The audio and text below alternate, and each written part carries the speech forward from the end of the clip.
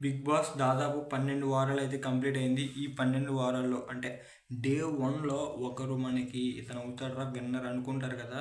నాకు డే 1 వచ్చేటప్పటికి అలా చూసినప్పుడు నాకు అనిపించింది నిఖిల్ టాప్ 2లో ఉంటాడని నాకు అనిపించింది. టాప్ 1 మణికంఠ, కానీ అంటే మణికంఠకి అప్పుడు వెంటనే ఎలిమినేషన్ అన్నారు. ఇంట్లో వాళ్ళు అందరూ ఓట్లు వేశారు కాబట్టి డే 1 అప్పుడు బయటికి పంపించడానికి నేను మణికంఠ అవుతాడేమో అనుకున్నాను. బట్ మణికంఠ హెల్త్ రిలేటెడ్ వల్ల బయటికి అయితే వచ్చేసాడు.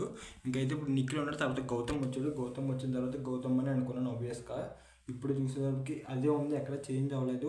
బట్ అన్అఫీషియల్ ఓట్స్లో చాలా వరకు బాట్స్ ద్వారా ఓటింగ్ అంటే మారిపోతుంది. ప్రేరణ టాప్లో ఉంది. అంటే యూట్యూబ్ పోల్స్ ఇవన్నీ నిఖిల్, నబీల్ వీళ్ళే టాప్లో ఉన్నట్టు చూపిస్తున్నారు, కానీ ఇందులో వచ్చేసరికి చాలా లీస్ట్లో అయితే ఉంది. ఈ పోల్స్లో వచ్చేసరికి ఎందుకో నాకు అర్థం కావట్లేదు. అన్అఫీషియల్లో ఎప్పుడు మామూలుగానే జరుగుద్ది. అదే నిజమైతే నిఖిల్ లీస్ట్లోనే ఉన్నాడు.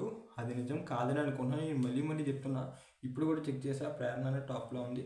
తర్వాత యష్మి ఉంది, తర్వాత నబీల్ ఉన్నాడు, తర్వాత నిఖిల్, పృథ్వీ, వీళ్ళ 5గురు అయితే ఉన్నారు.